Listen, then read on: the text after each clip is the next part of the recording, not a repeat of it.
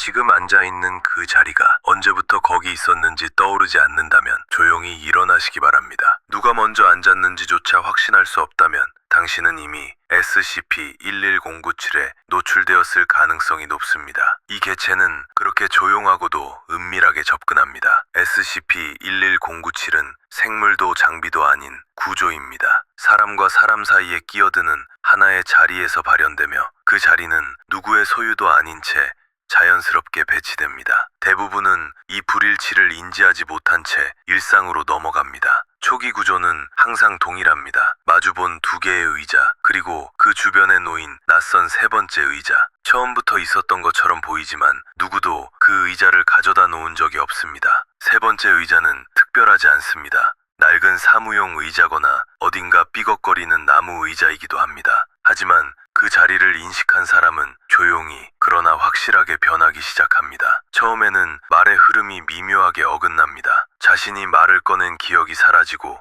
상대는 이미 반응한 상태로 대화를 이어갑니다. 그 어긋남은 반복될수록 명확해집니다. 녹음된 음성에는 낯선 어조가 섞여 있고 기억에는 없는 문장이 남아있게 됩니다. 말을 할 때마다 내 목소리가 아닌 것 같은 감각이 들며 존재는 조금씩 침묵 속으로 밀려납니다. 언어를 통해 증명되는 자아는 이 개체 앞에서 무력하게 해체됩니다. 주변의 말과 문장은 감염자를 지워가기 시작하고 결국 이름조차 불리지 않게 됩니다. 2023년 3월 인천 미추홀구의 디자인 스튜디오에서 회의 참석자 3명 중 1명이 전부의 기록에서 소실된 사건이 있었습니다. 회의록에는 3명의 대화가 정확히 정리되어 있었으나 카메라와 퇴실 기록에는 2사람만 남아 있었습니다. 문제가 된 것은 회의실 한쪽에 놓인 회색 접이식 의자였습니다. 구매 내역도 없고 회의 전까지 그 자리에 없었던 것으로 확인되었습니다. 그러나 그 이후 누구도 그 의자를 치우지 않았고 지금도 같은 자리에서 그대로 보관되고 있습니다. SCP-11097은 존재를 파괴하지 않습니다. 대신 기억과 언어 사이의 연결을 끊어내며 사람을 세계에서 천천히 분리시킵니다.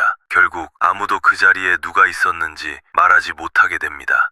감염자는 종종 자신을 외부에서 바라보는 듯한 감각을 경험합니다. 거울 속의 반응이 미묘하게 늦고 자신의 행동이 낯선 타인의 것처럼 느껴지기도 합니다. 이탈은 점진적이며 회복되지 않습니다. 마지막 단계에 이르면 말은 멈추게 됩니다. 사람은 의자에 조용히 앉은 상태로 머무르고 누구도 말을 걸지 않으며 그 자리는 점점 비어있는 것처럼 보이기 시작합니다. 남는 것은 따뜻했던 체온 자국과 메모지, 종이컵 같은 흔적들입니다. 휴대폰은 울리지 않고 이름은 검색되지 않으며 서서히 사라진다는 개념조차 누군가에게 공유되지 못합니다. 모든 속어는 너무도 자연스럽게 마무리됩니다. 세 번째 의자는 지금 이 순간에도 어딘가에 놓여 있습니다. 당신이 그것을 알아보는 순간부터 세상은 당신을 조금씩 잊기 시작할 것입니다. 그리고 시간이 지나면 당신이 그 자리에 있었다는 사실마저 완전히 사라집니다.